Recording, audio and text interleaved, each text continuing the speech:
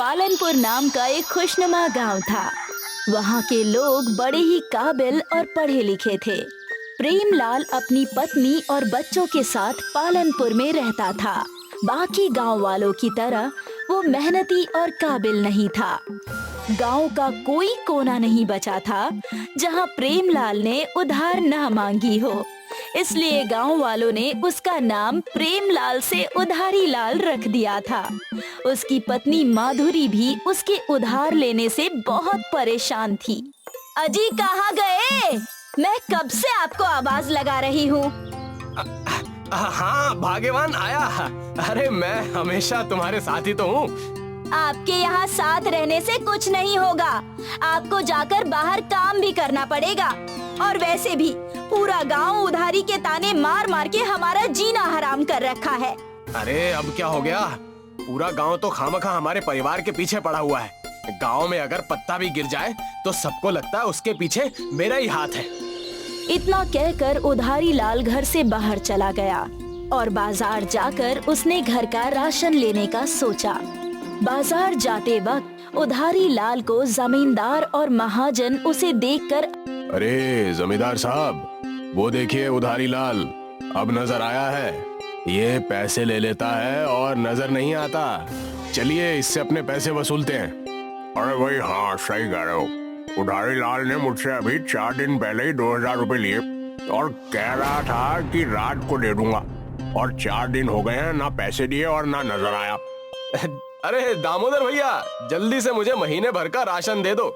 ये लो सामान की पर्ची, और हाँ मेरे हिसाब में इसका सारा बिल लिख लेना, ठीक है? अरे कैसा हिसाब? तुमने पिछले 4 महीने से कोई हिसाब नहीं किया। मेरी दुकान में बोर्ड लगा है और बोर्ड पर लिखा है आज नकद कल उधार, लेकिन तुमने तो इस बोर्ड का गलत मतलब समझ लिया है। इस पे ये नहीं लिखा कि हमेशा उधार दो और नकद ना लो। या तो तुमने मुझे बहुत बड़ा दानवीर समझ लिया है, और या तो तुम मेरे ससुराल से आए हो जो मैं तुम्हें उधार में दे दूं। हाँ? अरे मैंने आपको 6 महीने पहले ही पूरे पैसे दिए थे और अब आप फिर से पैसा मांग रहे हैं। 6 महीने पहले तो ऐसे बोल रहा है जैसे कल की बात है। चुपचाप पैसे फेंको और तमाशा देखो। मैं तंग आ गया हूँ तुमसे। आज मैं कुछ सामान नहीं दूंगा तुम्हें।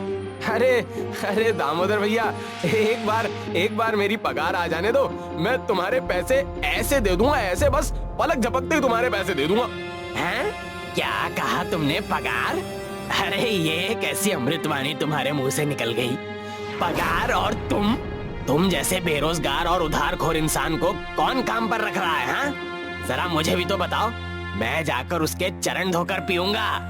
और तभी वहाँ जमींदार और महाजन आ जाते हैं। अरे देखो, आज चांद आखिरकार निकल ही आया। बड़ी खरीदारी हो रही है, क्या बात है? उधारी लाल, अब किस बेचारे ने तुम्हें उधार दे दिया? अरे दूसरों की बातें छोड़ो, हमें तो ऐसा लग रहा है कि दामोदर ने ही उधारी दे दी है। अरे जी नहीं जमींदार साहब, मैंने कोई उधारी नहीं दी और ना ही मैं दूंगा। जमींदार और महाजन ने उधारी लाल को बहुत ताने मारे और वो दुकान से बिना सामान लिए ही चला गया। तभी उसी वक्त गांव से एक ज्योतिष आ रहे होते हैं। उधारी लाल उन्हें देखकर उनकी ओर बढ़ जाता है। ज्योतिष को देखते ही उधारी लाल उनसे पूछने लगता है, ज्योतिष जी, बड़े दिनों बाद आपका गांव में आना हुआ। आप इतने दिनों तक कहाँ थे? उधारी लाल, तुम यहाँ? वो सब ठीक है, लेकिन मैं कोई उधार नहीं देने वाला। अरे मैं उधार मांगने नहीं, मैं तो बस ये चाहता हूँ कि आप मेरा हाथ देख लें और मुझे बताइए कि इन सारी समस्याओं का हल कब और कैसे होगा। समस्या का हल तो मिल जाएगा, लेकिन तुम्हें पता है ना कि बिना कुछ दक्षिणा लिए मैं हाथ नहीं देखता। आप इसकी कोई तरकीब बताइए, मैं तुरंत आपको दक्षिणा दे दूंगा। और ज्योतिष जी उधारी लाल का हाथ देखकर तुरंत उसकी समस्या का समाधान बता देते हैं। उधारी लाल, अब तुम समझ लो कि तुम्हारा समय अच्छा आने वाला है। बस तुम्हें अच्छी लगन और निष्ठा से कुछ दिन मेहनत करनी है, बस। हुजूर, ऐसा क्या करना होगा मुझे? सबसे पहले जाकर तुम झूठ बोलकर उधार लेना छोड़ दो, और जिनसे भी उधार लिया है तुम उनसे जाकर माफी मांगो और अच्छे आदमी बनकर दिखाओ। और अपनी मेहनत के पैसों से पूरे गांव को अपने दम पर दावत देकर दिखाओ। अच्छा, ठीक है ज्योतिष जी, मैं ऐसा ही करूंगा। चलो लाओ मेरी दक्षिणा। मैंने आज तक किसी का उधार नहीं चुकाया, लेकिन मैं आपका उधार जरूर चुकाऊंगा। आपको जरूर आपकी दक्षिणा मिलेगी। अरे मैं दुनिया को उल्लू बनाता हूँ, ये उधारी लाल तो मेरा ही उल्लू सीधा कर गया। उधारी लाल ज्योतिष जी की बात सुनकर वहाँ से चला जाता है और घर जाकर अपने बच्चों और पत्नी से ये सारी बातें बताता है। कोई बात नहीं जी, आपको अपनी गलती का एहसास हो गया, यही बहुत है। आप जाके गांव वालों से माफी मांग लीजिए। उधारी लाल पूरे गांव में जाकर सबसे माफी मांगता है और उनके पैसे उन्हें वापस देने का वादा करता है। जमींदार और महाजन इस बात से दुखी थे। उन्होंने उधारी लाल के सामने एक शर्त रखी। देखो, माफी और वादे से कुछ नहीं होगा। जब तक तुम हमारे पूरे पैसे वापस ना कर दो और पूरे गांव को दावत ना करवा दो, हम गांव वाले तुम्हें माफ नहीं करेंगे। उधारी लाल शर्त सुनकर संकट में पड़ जाता है और ज्योतिष जी के पास समस्या लेकर पहुंच जाता है। ज्योतिष जी उधारी लाल को चिंतित देखकर उससे पूछते हैं, क्या हुआ उधारी लाल? अब मुझे किस तरह से लूटने आए हो? मेरा मतलब है कि किस चीज की उधारी लेने आए हो? क्यों परेशान हो? क्या बाधा आ गई? हाँ? और उधारी लाल ज्योतिष जी को अपनी सारी समस्या बता देता है और उनसे इस समस्या का हल मांगता है। देखो उधारी लाल, मैं तुम्हें उधार तो नहीं दूंगा, लेकिन मैं तुम्हें अपने साथ रखकर तुम्हारी एक मदद जरूर करूंगा। तुम यहाँ रोज आकर मेरे कामों में मेरा हाथ बटाओ, तो मैं तुम्हें महीने की 10,000 रुपए तनख्वाह दूंगा। ठीक है जी हुजूर, मुझे मंजूर है। मैं कभी उधारी नहीं लूंगा और आपके यहाँ काम भी करूंगा और सबका उधार चुका दूंगा, पक्का। इसी तरह उधारी लाल ज्योतिष जी के साथ काम करके गांव वालों के कर्जे चुकाकर सबको दावत देता है और अपने परिवार के साथ खुशहाल जिंदगी जीता है। गुजरात के छोटे से कस्बे में चंदू एक सब्जी की दुकान पर काम करता है, पर मालिक हमेशा उसकी निंदा करता है, जिससे चंदू बहुत परेशान रहता है। दिन भर पड़ा रहता है, नालायक कहीं का। कुछ काम धाम तो करता है नहीं, बस मुफ्त की रोटियां तोड़ता है। नहीं मालिक, ऐसी बात नहीं है, मैं तो मन लगाकर मेहनत करता हूँ। अच्छा, जरा मुझे भी तो बता कि क्या मेहनत करता है तू? मालिक, मैं सुबह उठकर सबसे पहले मंडी जाकर ट्रक वाले से सब्जियां लेकर आता हूँ, फिर गोदाम में उन सब्जियों को साफ करता हूँ और अलग अलग करके ठेले पर लगाता हूँ। इसके बाद मैं ठेला लेकर पूरे इलाके में सब्जियां बेचने के लिए घूमता हूँ। घूमने से क्या होता है, सब्जी भी तो बिकनी चाहिए ना। वही काम तो करता हूँ मालिक, अगर सब्जियां नहीं बिकती तो ठेला खाली कैसे हो जाता है।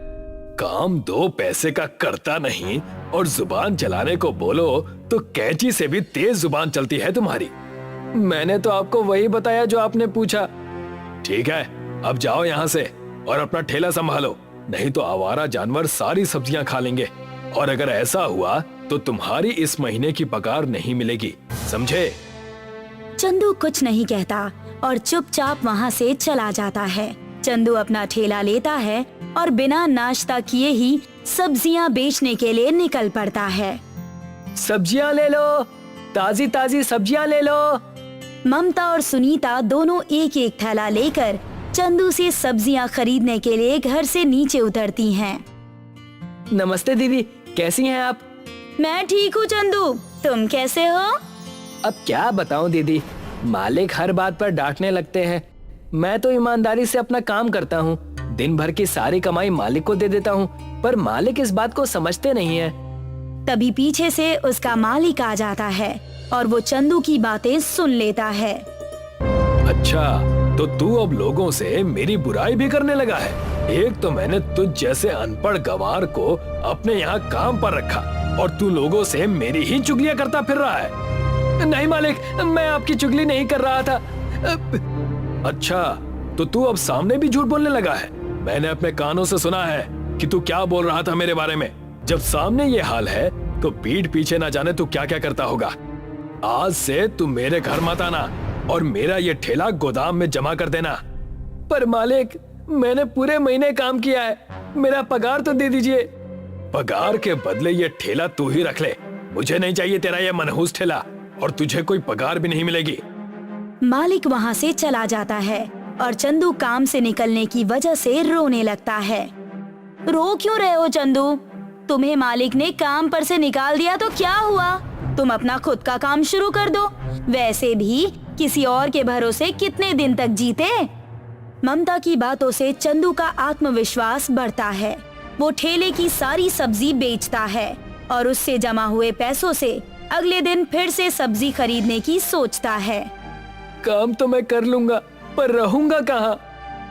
जब चंदू को कुछ भी नहीं सूझता और रात बहुत हो जाती है, तो वो रात को अपने ठेले पर ही सो जाता है और वो गहरी नींद में सो जाता है। कौन आ गया इतनी रात को? क्यों परेशान कर रहे हो भाई? तभी बादल गरजने लगते हैं और तेज मूसलाधार बारिश शुरू हो जाती है। चंदू को छुपने के लिए कोई जगह नहीं मिलती, इसलिए वो ठेले के नीचे चला जाता है। गली के सभी कुत्ते एक दुकान के नीचे बैठ जाते हैं, पर दुकान वाला उनको वहाँ से भगा देता है। ये सब चंदू ठेले के नीचे से देख लेता है और वो उन कुत्तों को अपने ठेले के नीचे ले आता है। आ जाओ टॉमी, मेरे साथ चलो मेरे ठेले के नीचे। बारिश थम जाने तक तुम वहाँ बैठ सकते हो। सभी कुत्ते चंदू के ठेले के नीचे चले आते हैं। चंदू देखता है कि एक बीमार बूढ़ा कुत्ता ठंड से कांप रहा है। वो अपना गमछा उतारता है और उस कुत्ते के शरीर पर लपेट देता है। कुत्ता एक एहसान भरी नजर से चंदू की तरफ देखता है। तभी बिजली चमकती है और भैरव देवता प्रकट हो जाते हैं। तुम बहुत ही दयावान हो। तुम्हारे पास खुद रहने के लिए घर नहीं है, पर फिर भी तुम में इन बेसहारों को सहारा देने की हिम्मत है। हे ईश्वर, ये बेचारे बोल नहीं सकते, पर मैं तो इंसान हूँ। मैं समझ गया कि इनको भी बारिश से बचने के लिए कोई छत चाहिए, इसीलिए मैंने इनको अपने ठेले के नीचे सहारा दिया। कुत्ता मेरा वाहन है और वफादार भी। तुमने मेरे वाहन की सहायता की है। बताओ तुम्हें क्या चाहिए? हे प्रभु, मैं गरीब आदमी हूँ, सब्जी बेचकर अपना परिवार पालता हूँ। मेरे पास जीने के लिए सब कुछ है, बस रात काटने के लिए छत नहीं है। जिस ठेले पर तुमने दूसरों को सहारा दिया, वही ठेला तुम्हें भी सहारा देगा। आज के बाद तुम्हारा ये ठेला रात को एक आलीशान घर में बदल जाएगा, जिसमें जीवन जीने की सारी सुख सुविधाएं होंगी। आपका बहुत बहुत धन्यवाद प्रभु, मैं इसके लिए आपका हमेशा आभारी रहूंगा। चंदू को वरदान देने के बाद भैरव देवता अदृश्य हो जाते हैं और चंदू का ठेला एक आलीशान जादुई घर में बदल जाता है। चंदू सभी कुत्तों को लेकर उस घर के अंदर चला जाता है और वहाँ रखी रोटियां कुत्तों को खाने के लिए देता है। ये लो, रोटियां खा लो। सभी कुत्ते बड़े चाव से रोटियां खाने लगते हैं और अब चंदू खुद भी वहाँ रखा हुआ खाना खाता है और सोने के लिए चला जाता है।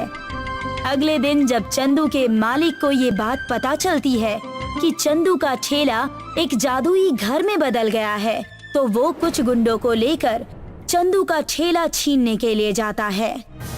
अच्छा हुआ तू यहीं मिल गया मुझे। आपने तो मुझे काम पर से निकाल दिया था ना, अब मुझे क्यों ढूंढ रहे थे? तेरे पास मेरा ठेला जो है, मुझे मेरा ठेला वापस कर दे। वो ठेला आपका नहीं है, वो अब मेरा ठेला है, और वैसे भी आपने मुझे मेरा पगार नहीं दिया था। चुपचाप मुझे मेरा ठेला दे दे, नहीं तो तेरी खैर नहीं है। देख रहे हो ना मेरे आदमियों को, ये तुम्हारी हड्डी पसली तोड़ देंगे। आप चाहे कुछ भी कर लें, मैं ठेला तो अब वापस नहीं करने वाला।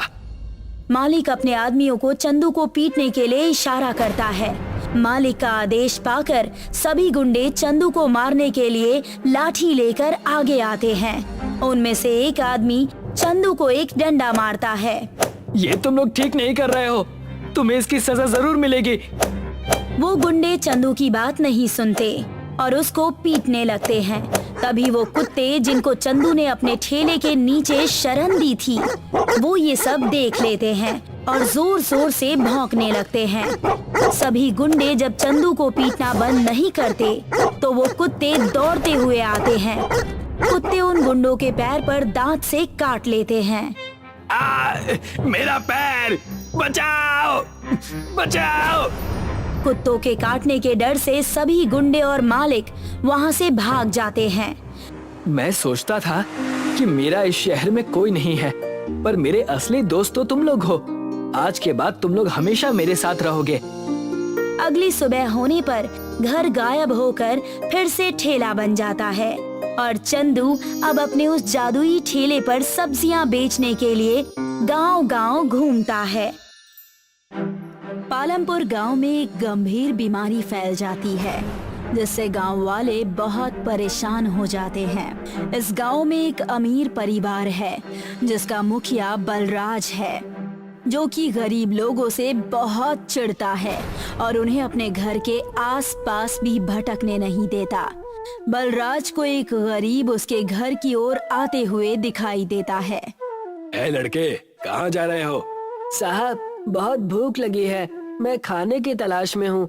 खबरदार, जो मेरे घर की तरफ एक कदम भी बढ़ाया तो मैं तुम्हारी टांगे तोड़कर रख दूंगा।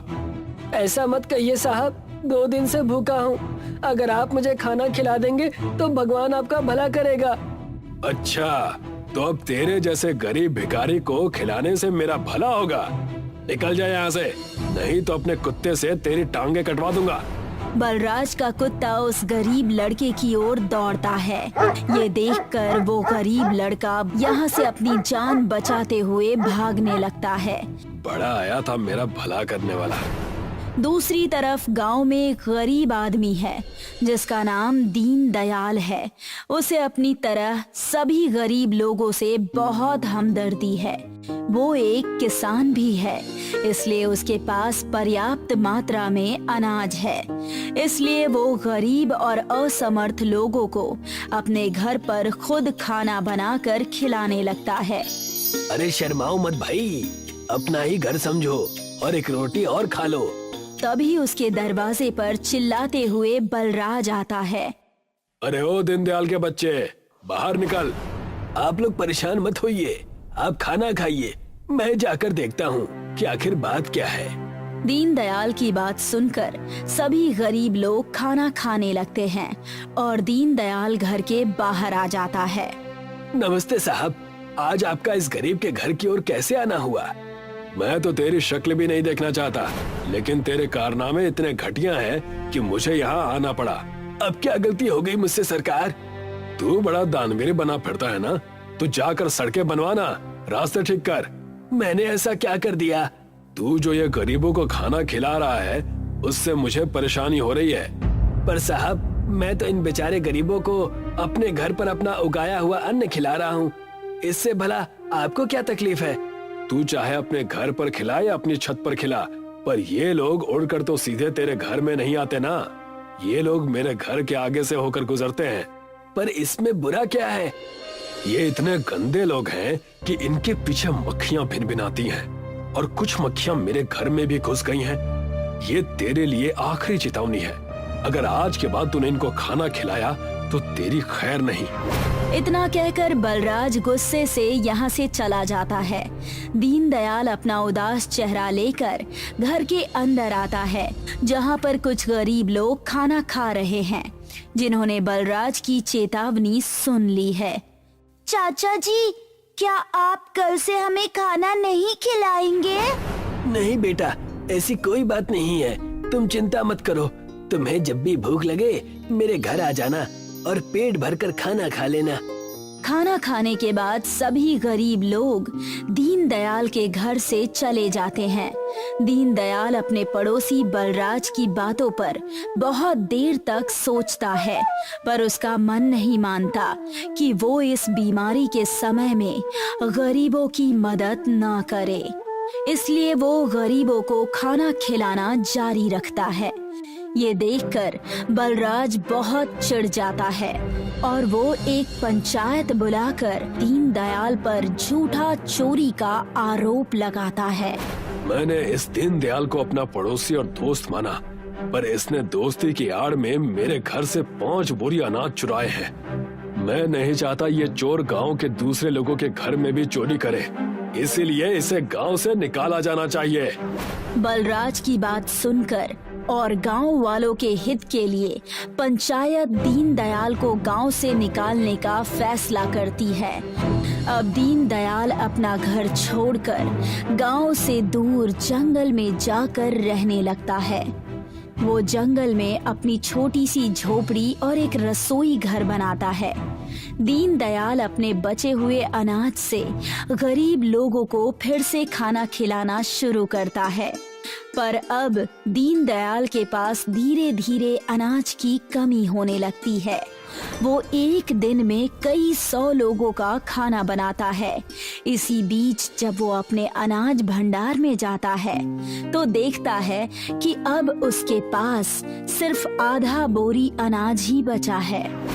हे भगवान, मेरी मदद करो। ये महामारी तो थमने का नाम ही नहीं ले रही है और ऊपर से मेरे घर में राशन भी खत्म होने जा रहा है। मैं कैसे लोगों की मदद करूंगा? दीनदयाल बचे हुए आधे बोरी अनाज से गरीबों के लिए खाना बनाता है, जिससे वो एक थाली में कुछ खाना अपने लिए निकालकर अलग से रखता है। वो सभी गरीबों को खाना खिलाता है और खाना खाने के बाद जब सभी गरीब वहां से चले जाते हैं तो दीनदयाल अपना खाना निकालकर खाने लगता है। तभी एक बीमार बूढ़ी औरत दीनदयाल के दरवाजे पर आ जाती है। बेटा, बहुत भूख लगी है, कुछ खाने को दे दो। दीनदयाल को उस बूढ़ी औरत पर बहुत दया आती है और वो अपने लिए रखा हुआ खाना उस बूढ़ी औरत को खिला देता है। खाना खाने के बाद बूढ़ी औरत वहां से जाते हुए दीनदयाल को आशीर्वाद देती है। बेटा, इस महामारी में जब सभी लोग मरीजों से दूर भाग रहे हैं, तब ऐसे समय में भी तुम गरीब और असहाय लोगों की मदद कर रहे हो। भगवान तुम्हारा भला करे और तुम्हारे इस छोटे से रसोई घर को अनमोल बनाए। इतना कहकर वो बूढ़ी औरत वहां से चली जाती है, क्योंकि अब खाने के लिए कुछ नहीं बचा है। इसलिए दीनदयाल भूखा ही सो जाता है। भूखा सोने की वजह से दीनदयाल को रात में ठीक से नींद नहीं आती। इसलिए वो सुबह होने से पहले ही उठ जाता है और पानी पीने के लिए अपने रसोई घर की तरफ जाता है तो देखता है कि उसका पूरा रसोई घर सोने का बन चुका है। हे प्रभु, आपकी लीला तो आप ही जाने, पर अब मैं गरीब लोगों की और अच्छे से मदद कर सकता हूँ। दीनदयाल अपने रसोई घर से कुछ सोना निकालकर और उसे बेचकर मिले हुए पैसों से बीमार और गरीब लोगों की मदद करने लगता है। इसी बीच बलराज को भी बीमारी लग जाती है और वो भी मदद के लिए भटकते भटकते दीनदयाल के घर पहुंच जाता है। मैं किस मुंह से माफी मांगू तुमसे दीनदयाल। मैंने पहले तो तुम्हें बहुत परेशान किया और बाद में तुम पर झूठा इल्जाम लगाकर तुम्हें गांव से निकलवा दिया। कोई बात नहीं साहब, उस वक्त आपके सिर पर अमीरी का घमंड सवार था, पर आज आपको देखकर लगता है कि मेरे सामने कोई अमीर आदमी नहीं बल्कि एक गरीब असहाय खड़ा है जो मुझे मदद के लिए पुकार रहा है।